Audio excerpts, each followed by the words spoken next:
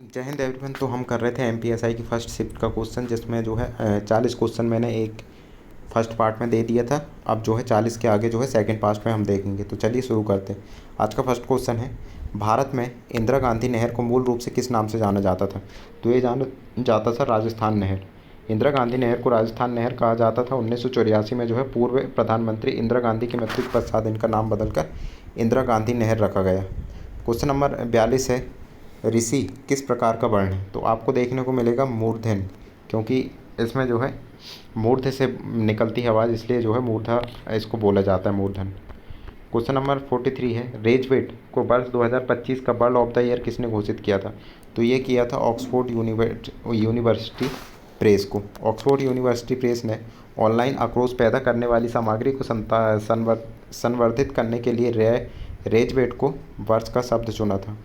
Question number 44, किस भारतीय राज्य में राज्यपाल की संवैधानिक भूमिका क्या है? तो ये जो है संवैधानिक प्रमुख होते हैं।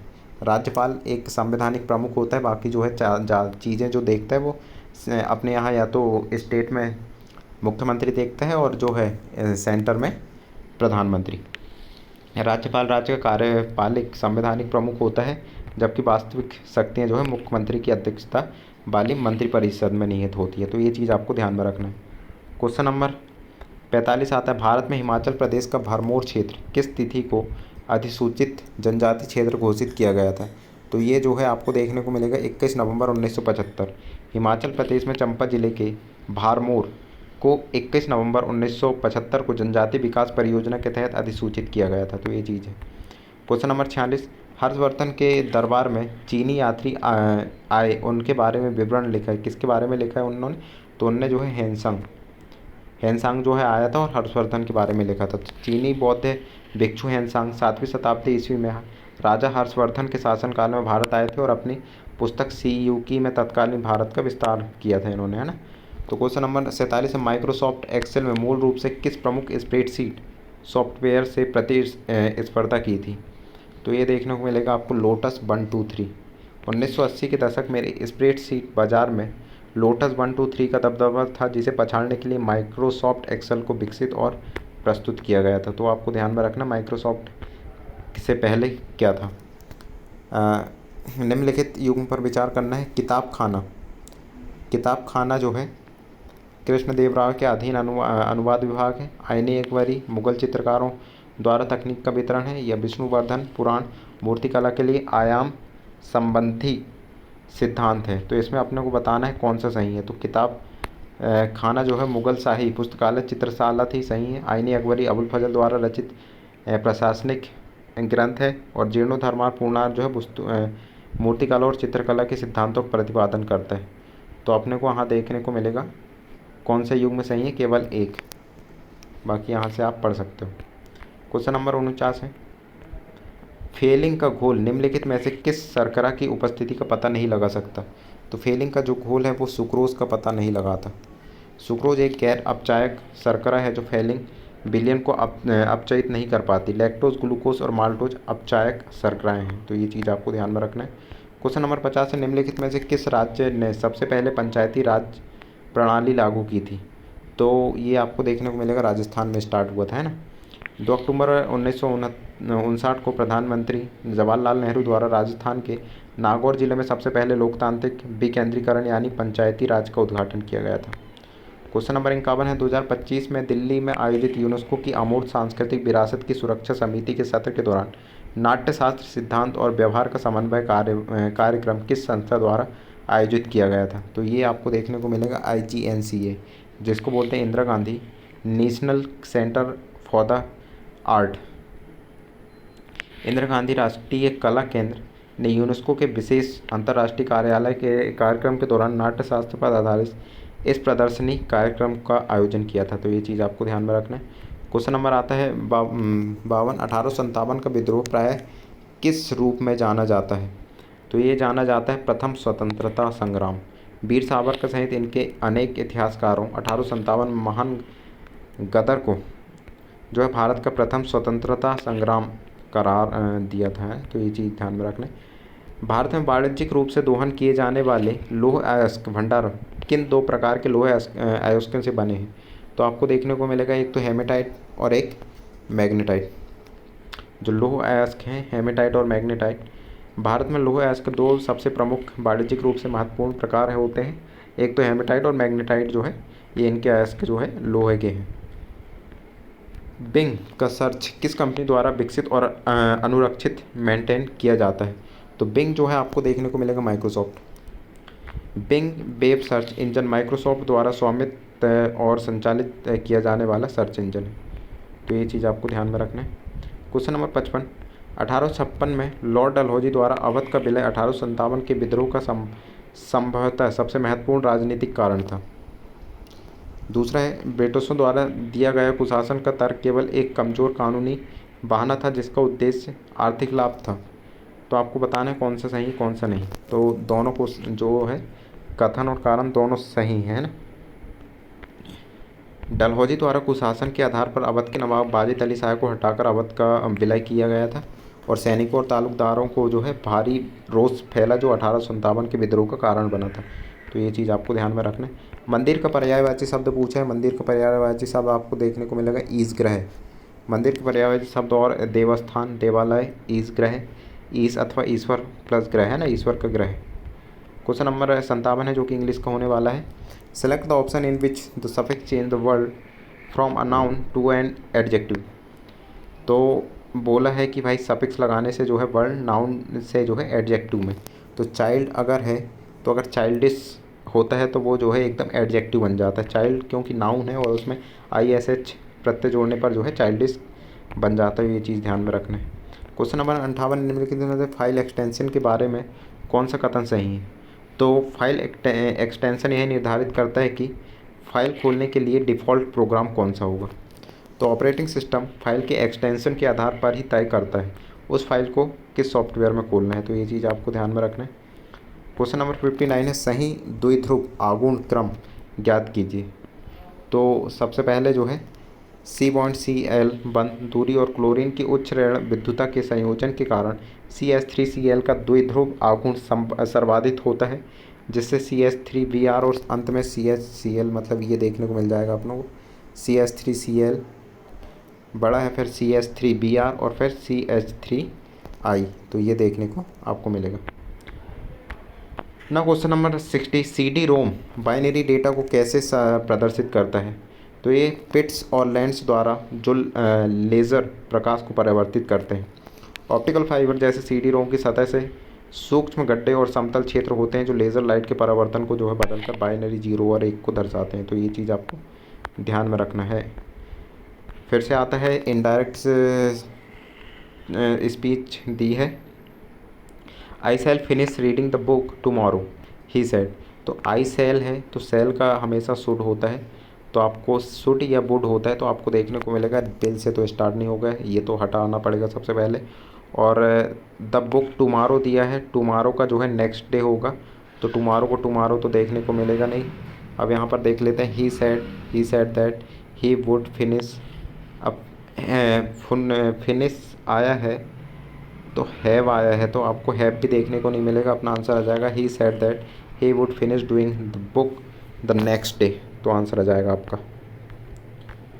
क्वेश्चन नंबर 62 है, निम्नलिखित में से किस राज्य में कांटेदार वन नहीं पाए जाते? तो कांटेदार वन जो है पश्चिम बंगाल में आपको देखने को नहीं मिलेंगे, बाकी मध्य प्रदेश में देखने को मिलेंगे, राजस्थान वाले एरिया में, गुजरात में भी देखने को मिल जाएंगे आपको। कांटेदार वन जो है शुष्क व अर्ध शुष्क क्षेत्रों में मिलते हैं। पश्चिम बंगाल में आर्द्र एवं सुंदरी मैग्रोव वन बहुतायत में पाए जाते हैं। तो ये ध्यान में रखना है।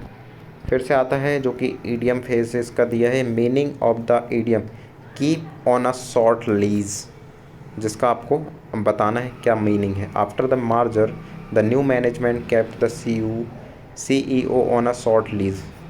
तो इसका मतलब होता है under strict control with limited independence. तो ये आपको देखने को मिलेगा, जिसका मतलब होता है कि किसी पर कड़ा नियंत्रण रखना, उसे बहुत सीमित स्वतंत्रता देना। भारतीय संविधान के अनुच्छेद 19 के तहत वर्तमान में कितने मौलिक अधिकार स्वतंत्रताएं संरक्षित है? तो आपको देखने को मिलेगा 6 मौलिक अधिकार। मूल रूप से 7 थे, लेकिन 44वीं संशोधन 1978 में जब हुआ था तो जो है संपत्ति के अधिकार को जो है हटा दिया गया था ना।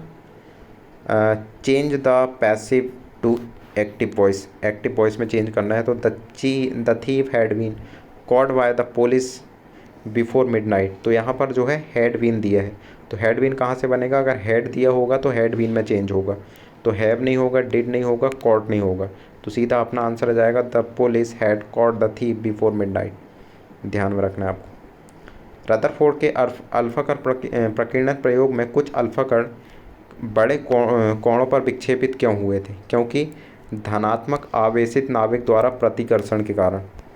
जब अल्फा कण धनावेशित होते हैं, जब वे परमाणु केंद्र में स्थित अत्यंत सघन धनावेशित नाभिक के पास पहुँचे तो तीव्र स्थिर वैद्युतिक प्रतिकर्षण बल के कारण जो है बड़े कोणों में विक्षेपित हो गए। तो ये चीज़ ध्यान में रखना है आपको। प्राचीन स्मारक संरक्षण अधिनियम preservation of ancient monuments act किस वायसराय के समय पारित किया गया था? तो ये देखने को मिलेगा आपको कर्जन के समय। कर्जन के समय जो है काल 1904 में भारतीय प्राचीन स्मारक संरक्षण अधिनियम पारित हुआ था, जिसमें पुरातत्व विभाग की नींव मजबूत हुई। फिर से आता है इंग्लिश का question. Choose the formal collection. The government warn that failure to adhere to agreement would lead to consequences. तो आपने देखा होगा टू प्लस वर्ब का फर्स्ट फॉर्म, टू के बाद हमेशा वर्ब की फर्स्ट फॉर्म आती है, तो वर्ब की तो सब फर्स्ट फॉर्म दी है यहाँ पर, लेकिन यहाँ पर फिर मतलब से आएगा agreement would lead to Dyer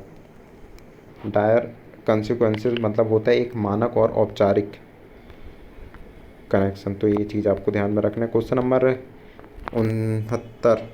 2025 में ऑस्ट्रेलियन ओपन कहाँ आयोजित किया गया था? तो ऑस्ट्रेलियन ओपन जो है national tennis centre Melbourne park में किया गया था। क्वेश्चन नंबर 70 है, ये भी जो है करंट अफेयर्स का क्वेश्चन है, फिर भी देख लेते हैं। 2025 की शुरुआत में भारत में ITU ट्राई कार्यशाला परफॉर्मेंस क्वालिटी ऑफ सर्विस और क्वालिटी ऑफ एक्सपीरियंस का उद्घाटन कहाँ किया गया था? तो ये किया गया था भुवनेश्वर। क्वेश्चन नंबर 71 है, भारत में राष्ट्रीय जलमार्गों के प्रबंधन हेतु 1986 में किस संस्था की स्थापना की गई थी? तो आपको देखने को मिलेगा inland waterways authority of India. भारतीय अंतर्देशीय जलमार्ग प्राधिकरण IWAE की स्थापना 27 अक्टूबर 1986 को भारत के आंतरिक जलमार्ग के विकास और नियमन के लिए की गई थी। भारत में राज्यों की परिषद राज्यसभा के सदस्यों का कार्यकाल कितने वर्ष का होता है? तो राज्यसभा में जो है इनका कार्यकाल जो है 6 वर्ष का होता है, लेकिन राज्यसभा कभी विघटित नहीं होती, ये भी ध्यान में रखना है आपको। राज्यसभा एक स्थायी सदन है जो कभी भंग नहीं होती। इसके सदस्यों का कार्यकाल 6 वर्ष का होता है और 1/3 सदस्य हर 2 वर्ष में सेवानिवृत्त हो जाते हैं, ये चीज़ ध्यान में रखना है। फाइल अपलोड के दौरान इनमें से कौन सा एक आम जोखिम है? तो आपको देखने को मिलेगा मेलवेयर इन्फेक्शन। सुरक्षित जांच के बिना फाइल अपलोड करने पर साइबर हमलावर दुर्भावनापूर्ण फाइलें या कोड सर्वर पर भेज सकते हैं, जिसे मेलवेयर इंजेक्शन कहते हैं। क्वेश्चन नंबर 74 है, जब एक चलती कार को अचानक रोक दिया जाता है तो उसकी गतिज ऊर्जा पर क्या प्रभाव पड़ेगा? तो आपने देखा होगा अगर चलती कार में आप बैठे हो तो एकदम जो है पीछे की ओर आगे की ओर जो है आप झुक जाते हो, तो इसमें जो क्या होता है या ऊष्मा और ध्वनि में परिवर्तित हो जाती है। ऊर्जा संरक्षण के अनुसार ब्रेक लगाने पर कार की गतिज ऊर्जा ब्रेक पैड पर टायरों के घर्षण के कारण ऊष्मा और ब्रेक की आवाज़ ध्वनि के रूप में रूपांतरित की जाती है। तो ये चीज़ आपको ध्यान में रखना है। क्वेश्चन नंबर 75, इसमें बोला गया है कि निम्नलिखित में से प्रारंभिक श्रवण संप्रदायों को उनके मूल दार्शनिक सिद्धांतों को से मिलाएं। तो बौद्ध धर्म में आपको देखने को मिलेगा, ये तो हालांकि मिले हुए हैं। बौद्ध धर्म जो है मध्य मार्ग, जैन धर्म जो घोर तपस्या और जीव आत्मा, अजीवक जो है पूर्ण नियमितता और चार्वाक जो है अति भौतिकता। तो अपना आंसर तो पहले से ही लगा हुआ है, ये अपना आंसर देखने को मिलेगा आपको। क्वेश्चन नंबर 75 है, एक्सेल में ब्लू कुक का क्या कार्य है? तो ये जो है टेबल में लंबवत रूप से मान खोजना और उसके अनुरूप मान लौटाता है। ब्लू कुक वर्टिकल लुकअप का उपयोग किसी तालिका या रेंज के पहले कॉलम में वर्टिकली मान ढूंढते हैं और उसकी पंक्ति के अन्य कॉलम में मान प्राप्त करने के लिए किया जाता है। भारत और नेपाल के संयुक्त सैन्य अभ्यास के 19वें संस्करण का नाम क्या है? तो भारत और नेपाल के बीच में होता है एक सूर्य किरण, तो सूर्य किरण ध्यान में रखना है, बाकी तो पुराना क्वेश्चन है तो सूर्य किरण ध्यान में रखना है। लेकिन आपको 78 है सहकारी समितियों के संबंध में निम्नलिखित में से कौन सा कथन सही है। तो सहकारी समिति जो है 9वीं सहकारी समितियों से संबंधित है, सही है। सहकारी समितियों का उल्लेख DPSP 43B में है, सही है।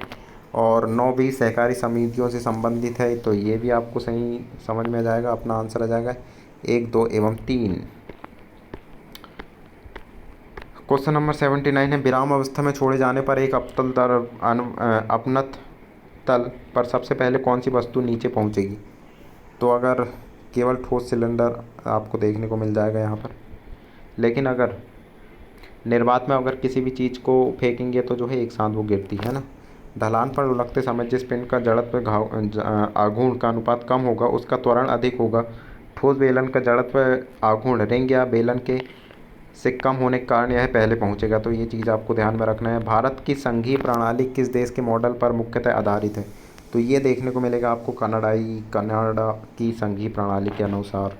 Federal system with strong central का ढांचा अपन ने जो है कनाडा के संविधान से लिया है, ये आप बोल सकते हो। क्वेश्चन नंबर 81 है कंप्यूटर की विशेषता कोई नो IQ कोई बुद्धिमत्ता नहीं है क्या दर्शाती है। यह स्वयं निर्णय नहीं ले सकता और इसे निर्देश देना पड़ता है कि क्या करना है और किस क्रम में करना है। तो ये बात सही है। बाकी आप देख सकते हो आज के क्वेश्चन यहीं पर ख़त्म होते हैं। बाकी आपको क्लास कैसी लगी आपको कमेंट करके ज़रूर बताना और लाइक सब्सक्राइब और शेयर ज़रूर करें। Thank you.